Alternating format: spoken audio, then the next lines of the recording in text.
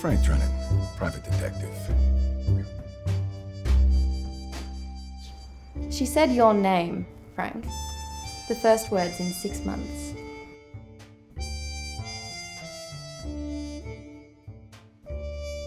I can't quite place it, but there's something. So what brought you down under, Frank? And what brought you undone?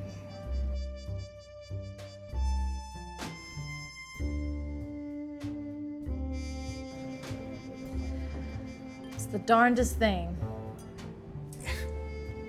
Ain't it just?